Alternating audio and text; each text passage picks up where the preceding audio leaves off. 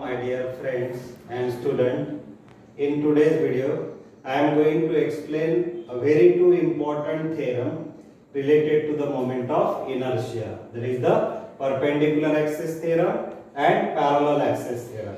So let us consider the first one, that is the perpendicular axis theorem. Now here we have to state and prove this theorem in our board exam. So that's why first of all let us consider the statement what that perpendicular axis state. So perpendicular axis state that the moment of inertia of a plane lamina means thin body, that is disc, ring or leaf, that is also called as the laminar object. So the moment of inertia of a plane lamina about perpendicular axis is equal to sum of its moment of inertia about two mutually perpendicular axes which are in the same plane and intersecting at the point where perpendicular axis cut the lamina. So this is the complete statement of perpendicular axis theorem, which can be mathematically expressed as Iz equal to Ix plus Iy, where Iz is the moment of inertia of this plane lamina about z axis. Ix is the moment of inertia of a plane lamina about x axis. Iy, that is the moment of inertia of a plane lamina about y axis. Now in order to explain this concept, now we consider this figure. Now consider plane lamina as this blue sheet. Now here this plane lamina is rotating about the perpendicular axis. Now this plane lamina, which is shown in this figure with the help of this blue sheet, that is in xy plane. Now this is the axis which is perpendicular to this plane lamina. Now I draw here three mutually perpendicular axes, that is here the axis which is in horizontal direction, that is the x-axis, which is shown by yellow color. The one axis which is in vertical plane, that is which is shown by the black color, that is the y-axis, and the third one which is perpendicular to both of them, that is shown by the orange color, that is the z-axis. Now in order to find the moment of inertia of this plane lamina, that is very thin body, about which axis? About this perpendicular axis, that is the z axis. So that's why I write here Iz equal to. Now the moment of inertia of this plane lamina about the z axis is equal to the sum of moment of inertia of a same plane lamina about x axis and about the y axis. Now in order to prove this theorem, we have to consider any shape body, that is the plane lamina. Now consider this body is rotating about perpendicular axis, that is the z axis. Then consider the two another axis, that is x axis and y axis, in which that body is present. Now these three axes are mutually perpendicular to each other as well as they are concurrent. It means x-axis, y-axis and z-axis that are perpendicular to each other as well as they are intersecting at the same point. Now in order to prove this theorem, here let us consider the small portion, the small part of this plane lamina or laminar body. So I draw here, this is the small portion which is represented by P. Now here, in order to find the distance of that small portion which is shown at P, now you have to do certain geometrical construction. Draw certain perpendicular on x-axis, on y-axis and join that small element from the z-axis. Now here I join that small element of mass dm by this orange line, that is the distance of that small element from which axis? From z-axis. Then here draw PQ perpendicular on x-axis. Then again draw that is the RO perpendicular on y-axis, or you can say that here from this point we can draw PR perpendicular on y-axis, PQ perpendicular on x-axis. Now here by considering this figure we have to prove this theorem. Go. Now in order to prove this theorem we have to consider a plane lamina, that is the laminar object. So first point of consideration is consider a plane lamina, that is the rigid laminar object present in xy plane.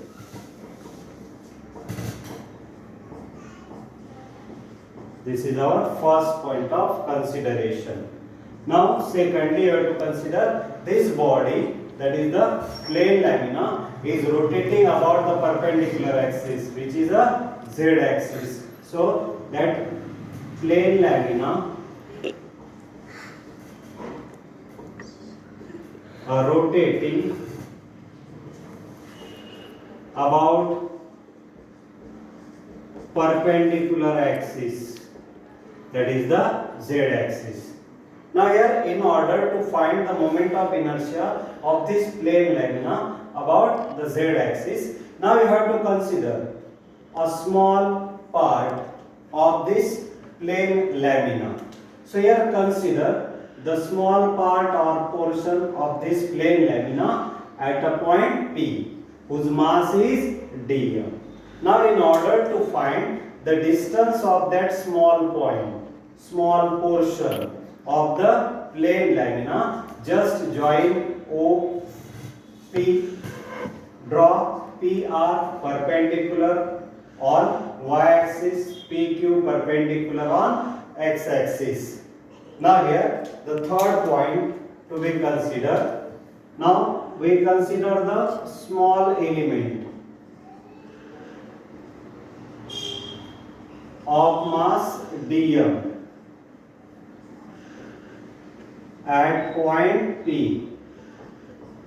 Now we find the distance of that small element from every axis. That is, here we draw PR perpendicular on y-axis, PQ perpendicular on x-axis, such that now the distance become OR equal to PQ equal to Y, then PR equal to OQ equal to X, and OP equal to Z. So these are the respective distance. Now here in order to find the moment of inertia of a whole body, that is the plane lamina, you have to consider initially moment of inertia of that small portion about x-axis, about y-axis and about z-axis, and you have to integrate to obtain the moment of inertia of a complete body. So let us consider moment of inertia of a small portion, small element about x-axis. Now when we consider the small element, then the moment of inertia of that small element is given by the product of mass and square of the distance from the axis of rotation. Now consider here the moment of inertia of that small element from the x-axis, that is product of mass is dm, and the distance of that small element from the x-axis, that is the y. So that's why right here moment of inertia of a small portion about x-axis. Now here moment of inertia of complete body, complete lamina about x-axis can be obtained just by integrating this small moment of inertia, that is dm into y square, equation number 1. Now again we consider the mi of small element.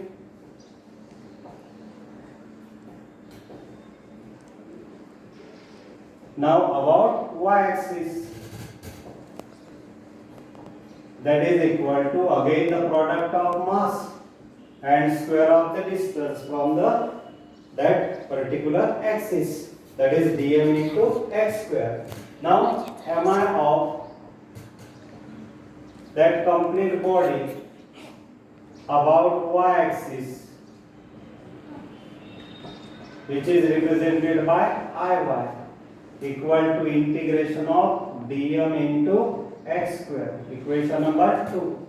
Now you have to repeat the same, two lines for x axis, two lines for y axis, and that same two lines for the z axis. Now consider the moment of inertia of small element about z axis, that is equal to again dm into, that is the product of mass and square of the distance from that particular axis. Now mi of complete body about z axis, that is given by iz equal to integration of dm into z square. This is equation number 3. Now here, in order to find the value of this z square from the figure, now you have to use the Pythagoras theorem. So from figure you can write as z square equal to, that is x square plus y square or y square plus x square. So you can remember, you can observe this step from the figure. From the figure we have z square, that is hypotenuse square, equal to sum of the remaining two side square. Now if we put this value of z square in equation 3, then we have, now here put this value in equation 3, that is moment of inertia of a body about z axis equal to integration of dm as it is, put the value of z square, that is the x square plus y square. Now multiply by dm to both terms, that is moment of inertia of a plane lamina about z axis equal to dm into x square plus integration of dm into y square. Now from equation 1 and 2, the value of integration of dm into x square is the moment of inertia of a plane lamina about y axis, integration of dm into y square, that is the here moment of inertia of a plane lamina about x axis. So we can rearrange it, that is iz equal to ix plus iy. So this is the proof of perpendicular axis theorem, that is here moment of inertia of a plane lamina about perpendicular axis, that is about the z axis, is equal to the sum of moment of inertia about the two mutually perpendicular axes, that is x and y, which are present in the same plane and intersecting at the same point, that is iz equal to ix plus iy. Now consider the second theorem, that is the theorem of parallel axis. Now the statement of this theorem is that moment of inertia of any body about an axis is equal to sum of moment of inertia of the body about another parallel axis passing through the center of mass and product of mass of the body and square of the distance between the two parallel axes. Now here let us repeat this statement as, now we have to consider again one body, that is the any-shaped body. I draw here, this is the any-shaped body. This body is rotating about an axis passing through the point O. Now in order to find the moment of inertia of this body about this particular axis, now the moment of inertia of that body is equal to the sum of moment of inertia of that body about the axis which is parallel to the first axis, and this axis always passing through the center of mass. the condition for the second axis that here that axis must be parallel to first axis and that axis must pass to the center of mass. And here we consider the product of capital M, that is the mass of that body, and h is the distance of that distance between the two parallel axes. So that's why I write here mathematically IO equal to IC plus mh square, where IO is the moment of inertia of a body about an axis passing through the point O.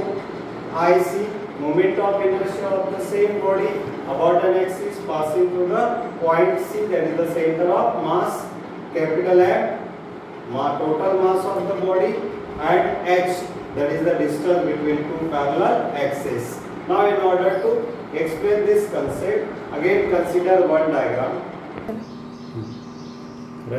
Now in order to explain the same concept, I here consider any shape body, so which is outlined by this green line.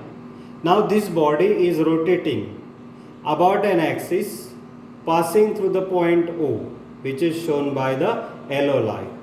Now we consider one another axis. Now here this is the axis shown by orange line. This axis passing through the center and parallel to the first one. Now these are the two axes which are parallel to each other. Now moment of inertia of this body about an axis passing through the point O is equal to the sum of, you have to consider the moment of inertia of the same body about an axis passing through the point C, that is the center of mass, and the product of mass of that body and square of the distance between two parallel axes. In order to prove this theorem, again we have to consider the small portion of that body. I draw here P be the small portion of that body of mass dm. Again, in order to find the distance of that small portion from the first axis and from the second axis, just I join, that is OP and the CP. Now OP gives us the distance of that small portion from the first axis, and CP gives us the distance of that small portion from the second axis. Now in order to prove this theorem, let us consider any shape body. So consider a body of any shape rotating about an axis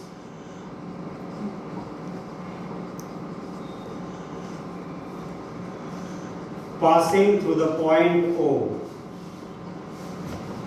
as shown in diagram. This is the axis around which this body is rotating, which is passing through the point O. Then you have to consider another axis, that is the axis which is parallel to first axis and passing through the center. So that is our second point of consideration. That is, consider another parallel axis passing through center of mass. Now consider the small portion, small part of body at point P of mass dm. What is our third point of consideration? You have to consider the small portion. So let us see the diagram. This is the small portion of body which is considered at point P, whose mass is dm. Now in order to find the distance, join OP, join CP. Now here, in order to find the value of OP, you have to consider certain geometrical construction. Join OC, which gives us the distance between two parallel axes. Extend the side OC and draw the perpendicular in order to get the right angle triangle. Which are the geometrical consideration here? In order to find the distance, join OC, extend this side and draw the perpendicular. Now here, in order to find the distance OP, which we need to prove this theorem, consider triangle OPD. Now this is the right angle triangle. So from that right angle triangle, we can write as OP square equal to OD square plus PD square. Now here we have to expand, as OD is the sum of OC and CD. So I write here OC plus CD square plus PD square. Now expand this bracket by using the basic formula, that is x plus y whole square or a plus b whole square, which is given by, that is OP square equal to first term square plus 2 into first term into second term plus second term square, and this PD square as it is. Now here, if we consider these two terms, CD square plus PD square in the figure, now let us consider this right angle triangle, that is the CPD. Now in that triangle, again by using the Pythagoras theorem, we have CD square plus PD square equal to CP square. That's why you have to put the value of CD square plus PD square equal to CP square. So I write this equation as OP square equal to OC square plus twice OC into CD plus CP square. So this is the value which is needed later on. We just find that value. So let us revise it. How we find the value of OP? From the figure, consider the triangle OPD. Use the Pythagoras theorem, so that we can write OP square equal to OD square plus PD square. Now from the figure we have OD is the sum of OC and CD. That's why I write here OC plus CD. Expand this bracket as first term square plus 2 into first term into second term plus second term square. Again go to the figure in smaller triangle, that is the CPD.